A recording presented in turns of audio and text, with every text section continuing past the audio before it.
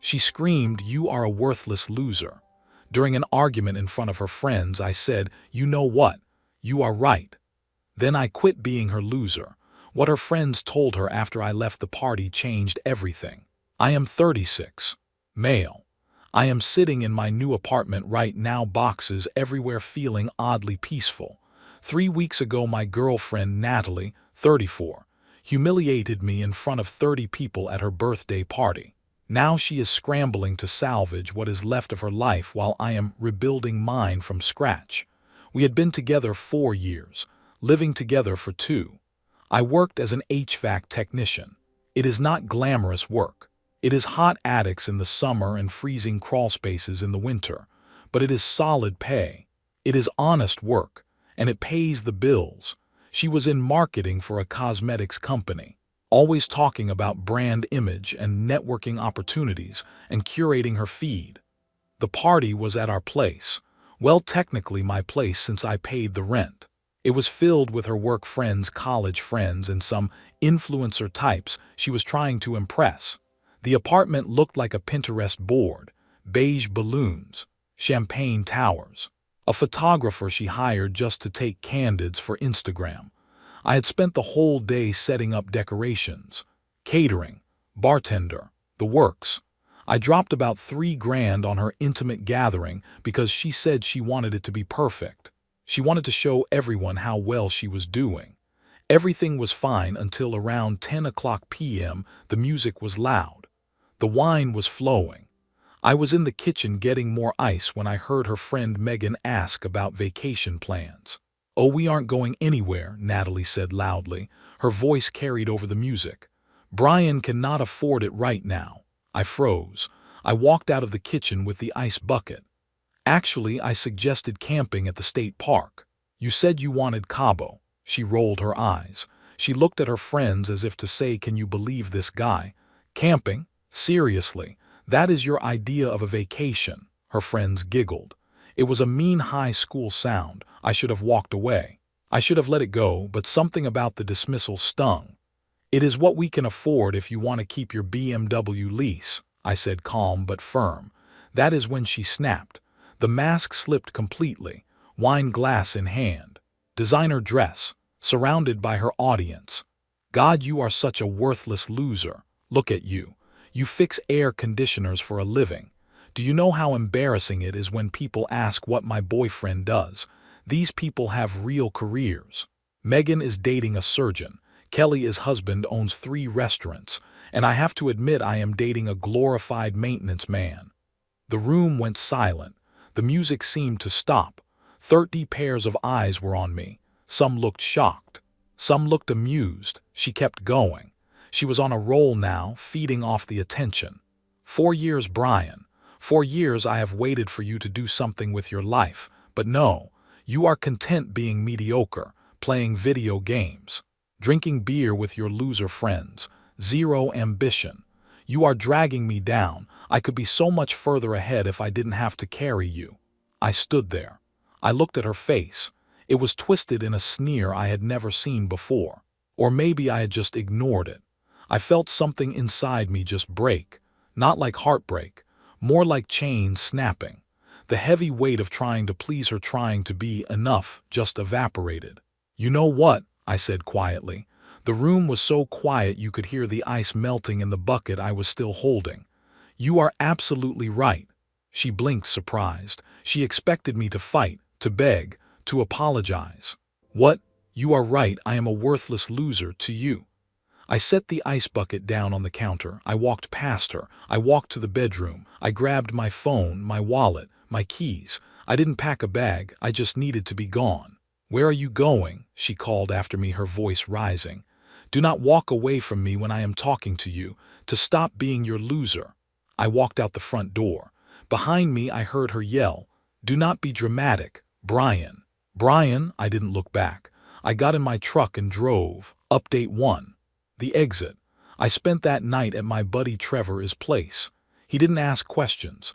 He just took one look at my face, handed me a beer, and set up the couch. I slept better on that lumpy couch than I had in months in my own bed.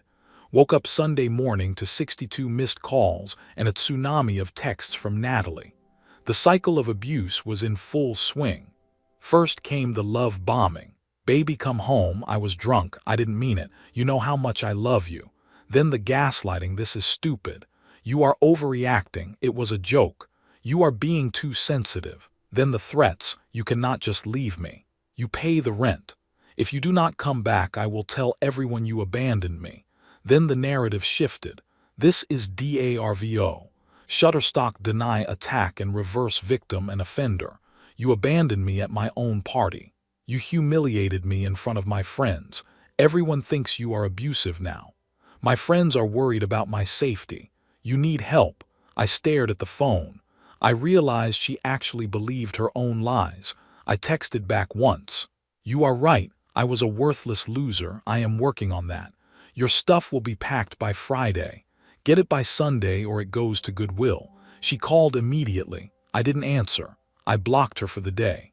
Monday morning, I did something I had been thinking about for 2 years. I went to the county clerk's office and applied for the business license I had been too scared to get. See, Natalie always said starting my own HVAC company was too risky and not the right time. She said we needed stability. What she meant was my starting a business wasn't impressive enough for her Instagram yet, and she didn't want to endure the lean startup phase. She wanted the CEO title without the sweat equity. By Wednesday, I had filed for my LLC, BT Climate Control, set up business banking, designed a basic logo and business cards. I called 10 old clients who had asked me in the past if I did side work. By the end of the day, I had 3 jobs lined up for the weekend. Thursday, Natalie showed up at Trevor's house. She must have tracked my phone location or guessed. We need to talk, she said, standing on the porch. She looked perfectly put together, not a hair out of place. No, we do not. Brian, please, I am sorry, I was showing off. You know how those people are. I felt insecure about my career, so I took it out on you. Yeah, I do now, she tried, tears. The single perfect tear rolling down the cheek. 4 years, you are throwing away 4 years over one bad night. No. I am walking away from 4 years of you being ashamed of me. I am walking away from being your punching bag. I wasn't ashamed, I just wanted more for us. For us, or for you? She switched tactics again. Her face hardened. Fine, but you cannot kick me out, I have rights. What rights? Your name isn't on the lease. I have lived there 2 years. As my guest, legally you have no claim. I checked with the landlord, I checked with a lawyer. You never signed the lease. You never paid rent directly. You are a guest who has overstayed. Her face went red. The mask fell. You cannot be serious. Where am I supposed to go? I hear Megan's surgeon boyfriend has a nice place. Maybe you can network there. I closed the door in her face. Update 2. The escalation. That weekend was interesting. Natalie brought reinforcements. Her mom, Diane, her sister, Ashley, and 3 friends including the infamous Megan. They came Saturday afternoon presumably to collect her things and stage an intervention. Diane knocked. She had her disappointed mother face on. Brian, this is ridiculous. Couples fight. You do not end a relationship over one argument. It wasn't an argument, Diane. It was her showing me who she really is. It was her stripping me of my dignity in front of strangers. Ashley jumped in. She was drunk. People say things they do not mean. Drunk words are sober thoughts. Megan decided to chime in. She crossed her arms. You are being really immature about this. Natalie deserves better. I actually laughed. It felt good. You are right again, Megan. She does deserve better than a worthless loser. So I am giving her the opportunity to find it. I am setting her free. They collected the boxes while Natalie supervised, making sure to mention everything I had stolen from her. That is my coffee maker that you bought with my credit card. Sure, take it. I prefer a French press anyway. The TV is mine. Here is the receipt from Best Buy. My name, my card. Nice try. As they were leaving, she played her last card, the desperate one. I am pregnant. Everyone froze. Even her mom looked shocked. Natalie? Diane asked. No, you are not, I said calmly, leaning against the doorframe. How would you know? She challenged, chin up. Because you had your period last week, unless you are claiming immaculate conception. Her friends exchanged glances. She had been caught in the lie. Also, I continued, you might want to check your math. You were at that work conference in Miami 3 weeks ago, remember? Her face went white. Yeah, I knew about Miami. I knew who she had shared a room with. Update 3. The fallout. Monday morning, the real games began. I got a call from my boss at the HVAC company. Brian, I just got a disturbing email about you. Some allegations of theft. My stomach dropped. What? Someone claiming to be a concerned citizen says you have been stealing copper wire and equipment and selling it on the side. That is completely false. I know. I checked inventory myself. Everything is accounted for. Just wanted you to know someone is trying to cause trouble. Then came the online assault. Natalie posted on every platform: Facebook, Instagram, TikTok. After 4 years, he abandons me out of nowhere. No explanation, no conversation, just throws me out of my home. Ladies, this is what happens when you date down. They resent your success and punish you for their inadequacy. Number narcissist, number survivor. The comments were split. Half supported her, calling me a monster. Half smelled BS. But then something beautiful happened. Remember those 30 people at the party? Turns out 5 of them had filmed her tirade. By Tuesday, the videos were circulating in their group chats. There was Natalie, wine-drunk and vicious, calling me a worthless loser while I stood there quietly. Then me calmly saying she was right and leaving with dignity. The narrative flipped instantly. Her friend Kelly, the restaurant owner's wife, commented on her post, "Natalie, we all saw what happened. This is gaslighting. You screamed at him for 10 minutes. Another guest commented, "You humiliated him in front of everyone. He handled it with class." Best comment from someone named Derek. "Imagine being called worthless by someone who drives a leased BMW she cannot afford while living rent-free in his apartment. The audacity." Natalie deleted the posts within an hour, but screenshots were already spreading. Update 4. The consequences. 2 weeks after the party, things escalated in ways I didn't expect. First, the apartment. Natalie tried to break in Tuesday night. The locks had been changed legally after she vacated, but she tried her old key repeatedly, then started pounding on the door. "I know you are in there. This is my home too." I called the cops. I showed them the lease, my name only. I showed them proof she had moved out. I showed them texts admitting she took her stuff. They asked her to leave. She made a scene. She screamed that I stole her life. They threatened arrest. She left. Wednesday, I get a letter from a lawyer. She is demanding $15,000 for unlawful eviction, $8,000 for emotional distress, and half the value of everything in the apartment. My lawyer, Trevor, his cousin who did it for a case of beer, laughed his ass off. She has literally no case. She was a guest. She paid no rent. This is desperation. He sent back a single-page response denying her demands and mentioning we had video evidence of her verbal abuse, defamation, and attempted break-in. Thursday, Natalie's company called me. HR. They wanted to know if I would be willing to discuss an incident involving one of their employees. Turns out those party videos had made it to her workplace. Her boss saw her drunk, belligerent, and classist, berating me for being working class. Not a good look for someone in marketing who is supposed to represent their inclusive brand. I told HR I had no comment but wouldn't object if they wanted copies of the videos for their records. They thanked me professionally. Friday, she showed up at my work site. I was installing a unit at a coffee shop. "You got me fired," she screamed in the parking lot. "No, you got yourself fired. Those were private videos.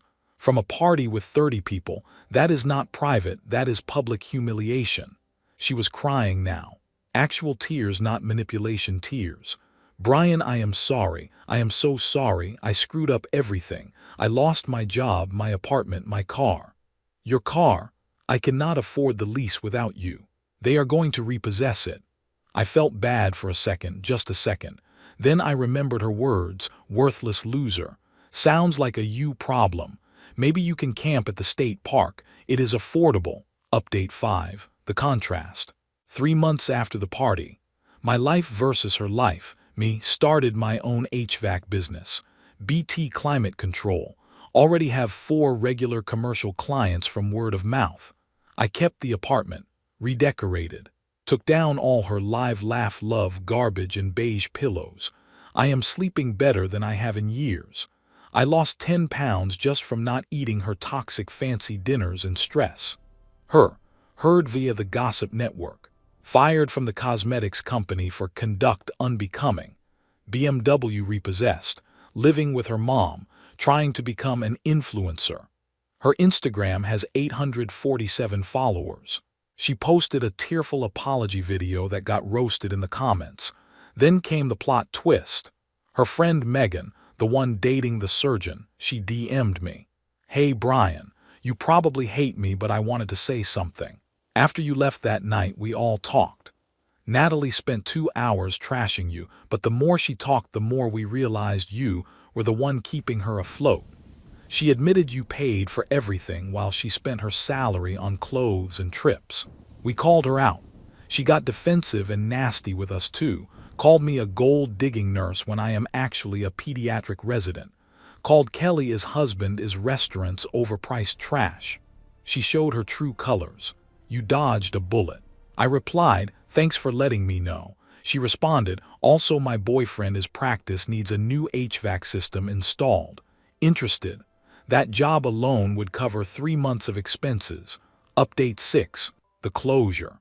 Last week, 1 month after the party, everything came to a head. Natalie had been spiraling on social media, posting old couple photos with captions like, "Remember when you promised forever?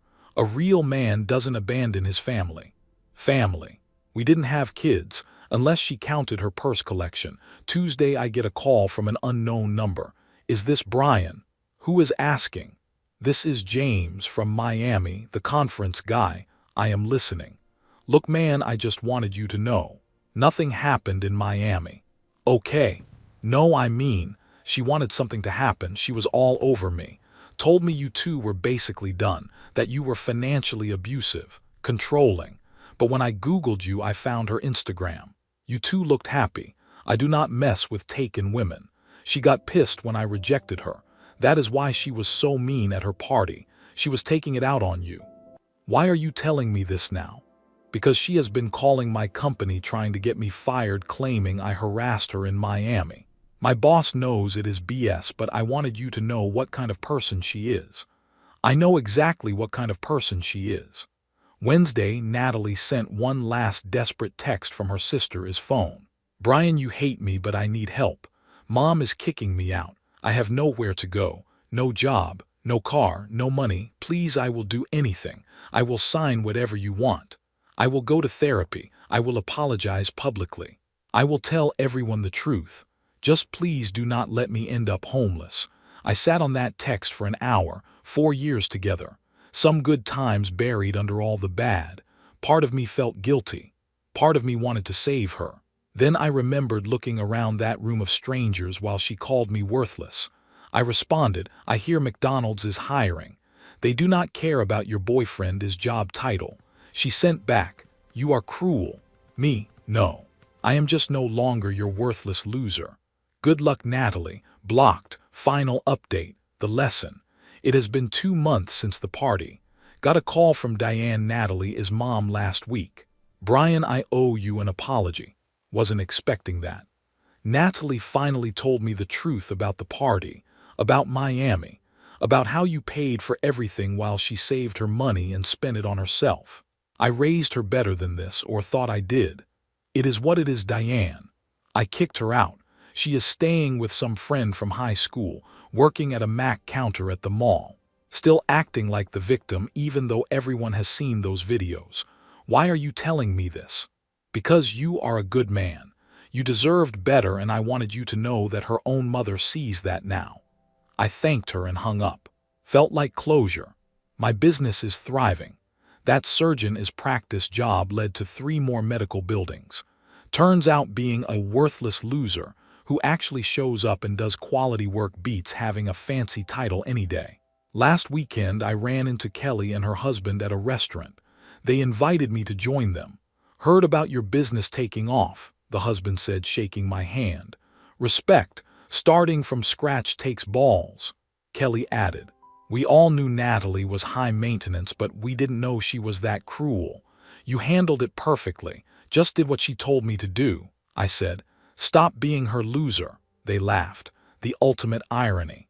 Natalie is still posting motivational quotes about knowing your worth and not settling for less, while working retail and living on someone's couch.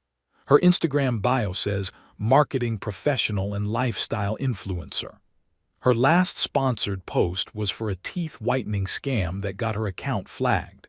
Me, I just bought a truck for the business. Cash. Hired my first employee.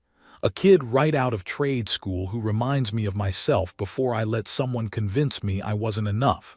Saw Natalie at a gas station yesterday. She was driving a 2003 Honda Civic with a cracked windshield. She saw me, started to approach, then saw the logo on my truck, BT Climate Control. We fix what is broken. She turned around and left without saying a word. Trevor asked if I regret any of it. Regret what? I said she was right. I was a worthless loser, worth less to her than image, losing her respect because I didn't have a fancy title. But she was wrong about one thing. I did have ambition, just not the kind she could brag about on Instagram. So you are good, better than good. I am worth exactly what I always was. A hardworking guy who pays his bills and treats people with respect. Turns out that is worth more than she thought. Got a text from an unknown number this morning. Heard you are doing well. I am happy for you. I know you will never forgive me, but I wanted you to know I learned my lesson. I didn't reply. Some lessons you have to learn alone. Besides, I have a business to run. Cannot waste time on people who already told me exactly what they think I am worth. The end. If you believe self-respect is non-negotiable, hit the subscribe button. We talk about boundaries and dealing with toxic situations here on Story Sparks. Thanks for watching.